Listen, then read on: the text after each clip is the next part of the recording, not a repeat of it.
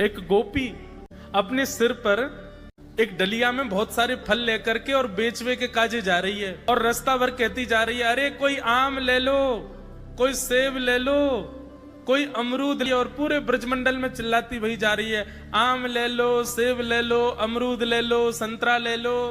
उस स्वर को जब नंद नंदन ने अपने नंद भवन में क्रीड़ा करते हुए श्रवण किया, नन्हे से गोपाल जी हैं, केवल 3 वर्ष की आयु है ठाकुर जी के, मोटे मोटे पाम, मोटे मोटे हाथ, ठाकुर जी को नेक्स सो पेट, बटुआ सो मुंह, और ठाकुर जी क्रीड़ा कर रहे हैं। और क्रीड़ा करते करते तोतली बानी में यशोदा मैया तक कहने लगे, बोले मैया मैं फल खरीदवे जाऊंगो।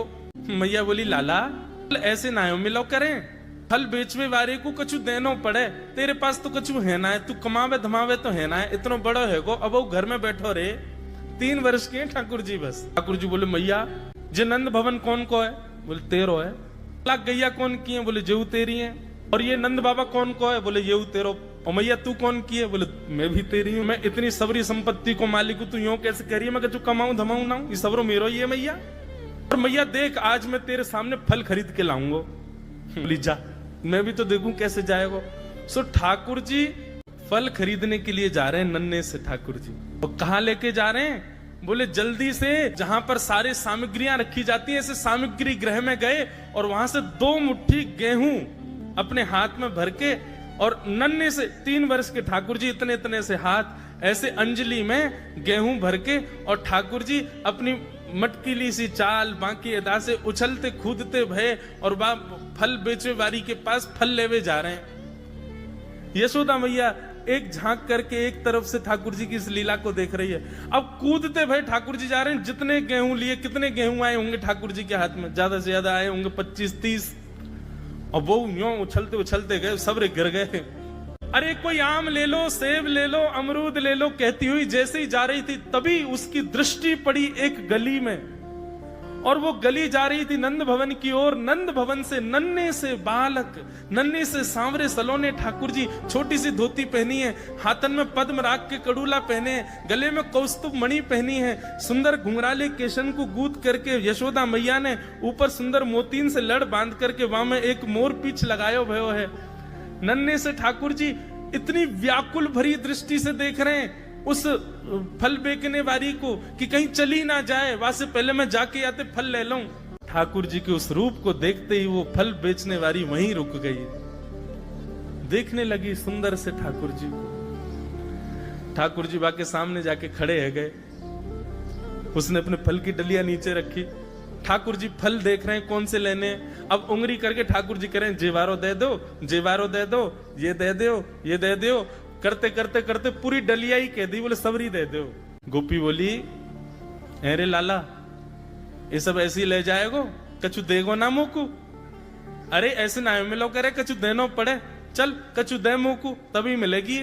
ठाकुर जी बोले तो फिर रो काई क्यों रही है? मैं ऐसे थोड़ी लेके जाऊंगा, नंद बाबा को ला लाऊं, मेरी सभी संपत्ति है, मैं अपनी संपत्ति में से कछु हिस्सा तुमको दूंगा तब फल लेके जाऊंगा। अच्छा दियो, कहा देगो संपत्ति में? तो जितने गेहूं ठाकुर जी भर के लाए वहां में से केवल एक बचो ठाकुर जी के हाथ में। और ठाकुर जी मुट्ठी खोल के वो एक गेहूं ले में, और बड़े संकोच वश कि अब एक ही बचो, कहा करूं, ले जे है। उस एक गेहूं के दाने को अपने हाथ में लेकर के कोमल से ठाकुर जी की उस मुखाकृति को देख करके वो फल बेचने वाली की तो सुध बुद्धि चली गई। ठाकुर जी बोली अरे नजर लगावेगी मुझको, चल जल्दी फल दे दे। बोले फल दे तो दूं, लेके कैसे जाओगे? 4 आम के बराबर के तो तुम स्वयं हो, एक आम के ऊपर एक ऐसे 4 खड़े कर दूं तो इतने बड़े तो तुम खुद ही हो, कैसे लेके जाओगे? ठाकुर जी बोले बड़ी चिंता। तभी गोपी ने की अच्छा आओ मैं दूं। ठाकुर जी को हाथ पकड़ करके उनकी कारी कमरी खोली, उनकी पीताम्बरी ने ढीली करी, और ठाकुर जी के कछु फल तो कमरिया में बांध दिए, कछु पामन में बांध दिए, कछु हाथन में बाजूबंद बना के बांध दिए, कछु गरे में लटकाए दिए। ऐसे कपड़ान में फल भर भर के ठाकुर जी के पूरे अंग में फल लटका दिए। अब ठाकुर जी को पेट तो है गयो ऐसो, यहाँ ते कमर निकल रही है, पीछे ते निकल रहा है, पीछे बस्ता की तरह वहां में कपड़ा में फल बंधे भये हैं, हाथन में बाजूबंद में भी केला आदि आदि सब बंधे भये हैं। और ऐसे ठाकुर जी मटकते भये, उछलते भये, और बड़ो श्रम है रोए, उठा नहीं पा रहे पाम को, इतना भारी है गयो पाम। और जैसे तैसे खिसक खिसक करके नंद भवन की ओर जा रहे हैं। इस रूप को जब उस फल बेचने वाली ने देखा, उसने अपनी फल की डलिया उठाई और फल की डलिया उठा करके जब सिर पर रखी तो आगे चलते हुए नेत्र बंद हो गए। अब तो बस यही कहती जा रही है, गोपाल ले लो, कृष्ण ले लो, माधव ले लो, मधुसूदन ले लो, गोविंद ले लो, नंद जी को लाला ले लो।